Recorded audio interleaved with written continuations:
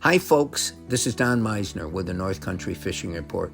You know, when we have tournaments, my role is multifaceted, from everything from bringing the tournaments here to speaking to all the fishermen before to give them instructions of what we as an area expect, to tell them how we will try to help them park and so forth.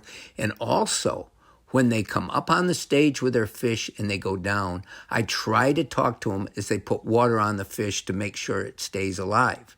And I ask them, I know they're not going to tell me certain things, but I ask them things that maybe I can pass on. How was the fishing today? What are you finding? One of the things that I found over and over again is people would tell me, if they weren't in the top, they would tell me, oh, it wasn't a question of catching fish. Gosh, we must have caught 50 fish today, but we couldn't get the big ones. The big ones wouldn't hit.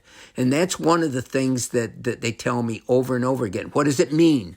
To me, it means that each year class of fish might have a little bit different characteristics and habits. And so the bigger fish might be more reluctant to feed at certain times than these smaller fish.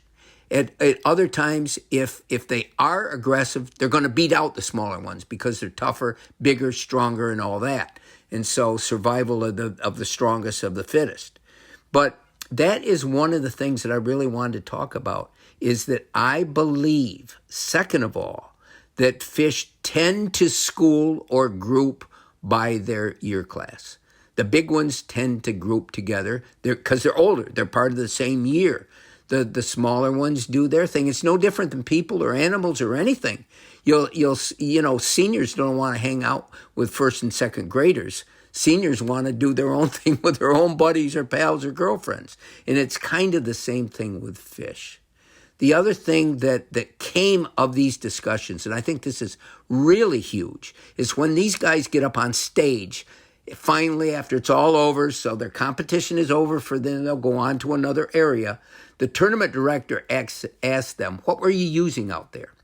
And hopefully they tell us what they were using so we can become better fishermen. We can find a new lure that might work for us. A lot of times they're not going to give up their secrets. So whatever they say, you kind of take with a grain of salt. But one thing that became apparent was that they aren't using drop shots as much, and they're using other type of baits. Does that mean the fish no longer like drop shots?